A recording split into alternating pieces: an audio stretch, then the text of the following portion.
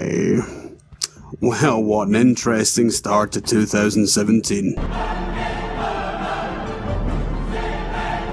But, more importantly than that, I saw that Star Wars film, Rogue One, and it really got me thinking about Star Wars and its rather shaky history. And I couldn't help but wonder, is Star Wars dead? Bit clickbaity, I know, but I really mean it. But to answer this question, we're going to have to go back in time hundreds of internet years, right back to the start of 2016. For that's when I saw The Force Awakens. Whew, topical shit, hot off the press right here, film demon. Jesus. I should probably preface this with yes, I am a Star Wars fan, and yes, I think the prequels are akin to mucus or something. I'm not going to be diplomatic about this. If you like the prequels, you're an idiot. Although not a fanboy, personally, I just watch the films. I don't own a lightsaber or read any of the comics. The road has been rough for us. First there was the raping of the originals. Oh, that's just magic, Georgie. Just timeless stuff right there. Then we had the prequel trilogy, and thank God I don't have to explain them. Red Letter Media has rather famously summarized the issues there. Go check their reviews out. He does a neat little sum up, only takes around 12 hours. So, I'm going to break this into two parts. Here in part 1, I'll give my opinion on The Force Awakens, but if you just want to hear about Rogue One, head over to part 2 by clicking here. On with the show. Now, I'm not one of those pricks that thinks everything popular sucks, but I thought Star Wars The Force Awakens kinda sucked. But I'm going to break this down into what I did and didn't like. I like that this was made at all. The prequels left a bad taste in everyone's mouths. It would have been horrendous to let the series end that way. And even though I adore the originals, it was a long time ago, and we were left with some shit cartoons and games. I'll admit I was stoked when the trailer came out. The use of the original cast characters was for the most part tasteful. Old Luke Kenobi actually did look like a mysterious worn sage. It was nice seeing him. Leia, not so much. Nothing about her performance reminded me of this sassy Princess General. Bland, a bit tired. It's a real shame this is one of her last performances, but I do eagerly await to see her in the next film. Han Solo was the main golden older here, and quite frankly I liked how he played it. He was a crazy old coot, and wasn't really invested in helping out the rebel cause anymore. In fact, I don't think he'd be bothered if his son wasn't involved. But all that is classic Solo. It's generally how I imagine Solo being in his cranky old era. He was there to pass the torch from the old to the new, and I think it was a good idea. It has to be said his presence did feel increasingly redundant, and I thought to myself, he either needs to leave or die. And BAM! Disney made the right choice. Oh, and Chewbacca was Chewbacca, fine. Although I would have thought he aged like a dog, like he would have been even a little grey by now, or a little, dead. I like the new order. The old stormtroopers reminded you of Nazis. These guys were fucking Nazis. Torching villages, bombing settlements, big speeches. I really enjoyed it, because I really felt they were bad. The classic troopers were always a bit too useless, and yeah, they're kind of a joke now. Take over. I like the baddie, Kylo Ren. At first I thought he was a weak-ass imitation of Vader. Then he took the mask off and whoa, it was Napoleon Dynamite. I didn't see that coming. I was genuinely impressed by the writing here. A very human, kind of sad character who is desperate to be feared and respected. If being a Jedi is about controlling your emotions, then having a sort of autistic brat is a great idea for a Sith. Disney, you get a golf clap. And lastly, it wasn't a shitty cartoon, and by that I mean a lot of it was, real. I don't know why George Lucas hates reality so much, but this was a breath of fresh air. Every change of location felt like a new planet. Shit, even some of the classics didn't always nail that. Anyway, here comes some of my dislikes. Misuse of certain characters. I liked most in this film, but some decisions were baffling. Like I said, Leia could have been cut out completely, just standing around that damn glowing table looking a bit bored. This lemon person and her whole bar, completely forgettable. What was the point, and what was the point of the Chrome Trooper? She did nothing, except cracking like a dry shite when threatened. She was played by Brianna fucking Tarth. Maybe it would have been cool if she was like tough enough to like actually fight Chewbacca. Or maybe just replace her with this random guy. Like, why not? Like, he was so memorable. Give her something to do! And probably the worst offense was Finn himself. I mean, what a goof.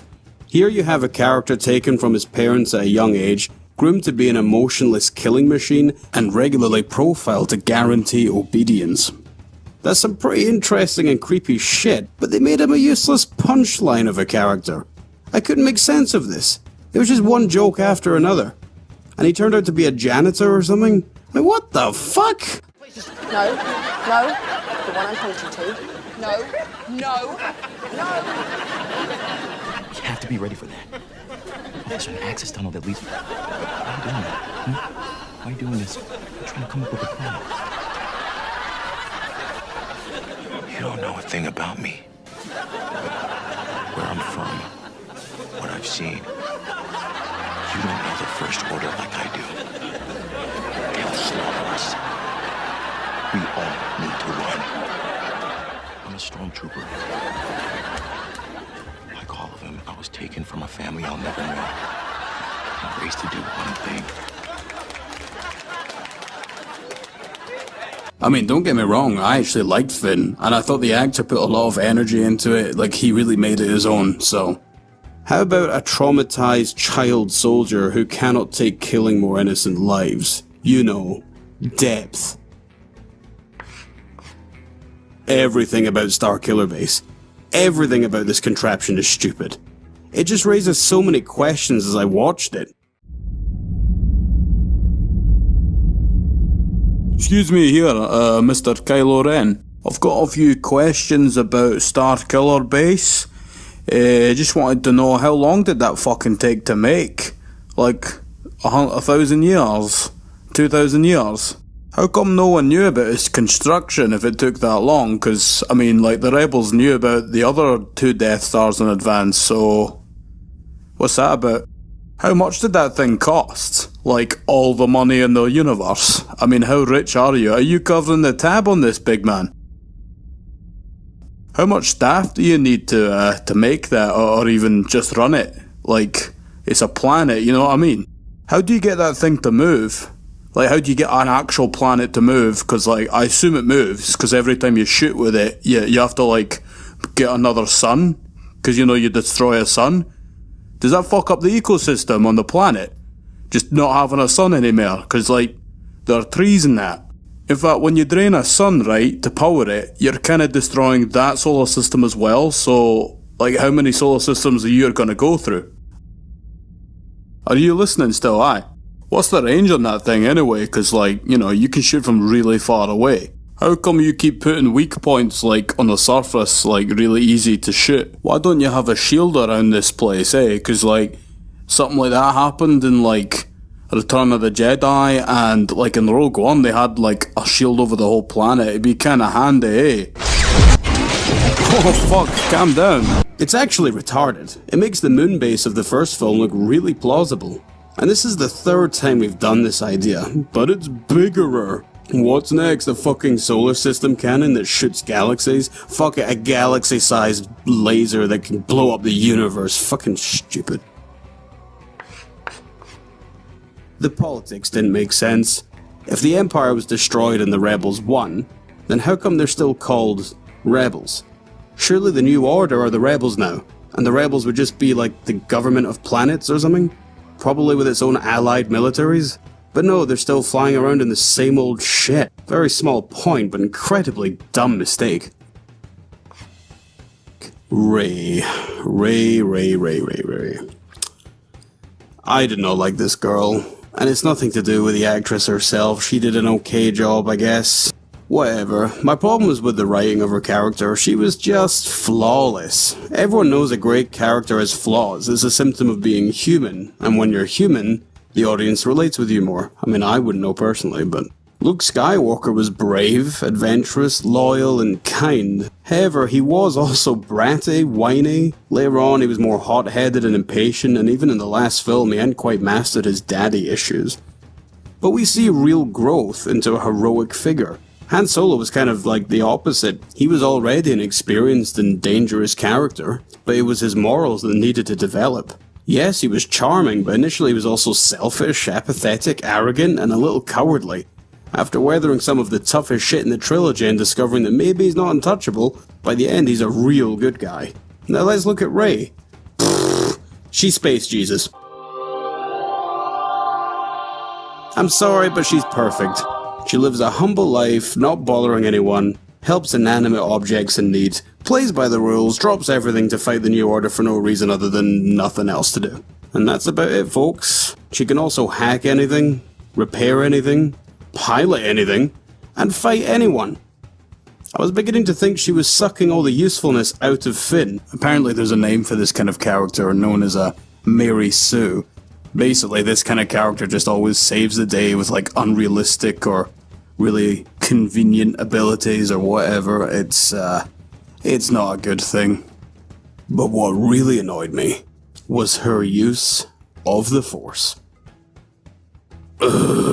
Luke Skywalker appeared to be a gifted Jedi. After a couple of days of instruction with a formidable old coot, he learns how to trust his instincts. 3 years of self-teaching later, he barely grasps the power of telekinesis. He trains with Yoda, one of the most powerful Jedi who ever lived, in order to hone his body and mind, even managing a brief vision. A whole year later of intense training, he can now fight well and even trick minds. Rey learns all of these things in half an hour, with no guidance or even any previous knowledge of the Force. The fuck? I thought the Force was hard. I thought it was like meditation or kung fu. It takes like years to master. But apparently it's just a bag of super cool powers that writers can just gift you with. She reads minds, controls them too, has visions, and even pulls a lightsaber, nay, wrestles a lightsaber out of the grip of a trained Sith, before proceeding to thrash him. Ah! Rey caught it? She hasn't even been to Dagobah for training! It's ironic when he leans in and says, You need a teacher! No she doesn't. Maybe Luke will learn a few things from her in the next film. By picking up the Force so quickly, it did nothing but cheapen it. Now maybe I'm wrong, maybe this will all get explained in the coming film. I hope Rey turns power mad and our villain switches sides. Judging by what I've seen so far, that could happen. But what did I dislike the most? The entire story. Is this what we've come to? After so many remakes and reimaginings, rebrandings, we were finally offered a new story, in the saga to end all sagas, and we got Star Wars A New Hope again. Rebel dumps important plans on a droid, Rebel gets caught and tortured, droid wanders lost in a desert, gets picked up by kind-hearted Dweller, Dweller gets bumbling sidekick and older guide, Dweller turns out to be gifted with the Force and joins Rebels to eventually take down planet-destroying weapon thingy, old guide dies, villain is defeated but will come back with a vengeance, and we're off to train with even older guide who is in hiding. A fucking remake. I mean, this isn't a new story. It's so bitterly disappointing. You might think that I'm being a bit harsh. Well, I'm sorry, but that is bad. Everything even looked the same. People were praising it for looking like the old ones, but that's exactly what I was disappointed with. I mean, this comes back to the reason I made my channel in the first place. I just feel like we're really struggling for originality these days. It's so rare. There's just been so many remakes, you know what I'm talking about, it's all there seems to be these days. Always comparing to the old. I recently rewatched 10 Cloverfield Lane and I need to see more of that. An original new idea, it had some kind of old sci-fi feel to it, but it was new. I wasn't comparing it to an older version or a book or anything. I enjoyed it better than Star Wars. Don't know if anyone else did. And I like films that take gambles. I mean, it took a big gamble with the ending. None of the Marvel films do. They're just paint by numbers. I'm gonna start looking over the past to see if we did go through a phase like this before. We probably did. Disney took no gamble with this. Say what you want about the prequels, but at least they look different. So this is why I ask, is Star Wars dead? Well then, Rogue One happened. Tune in next time to find out what I think.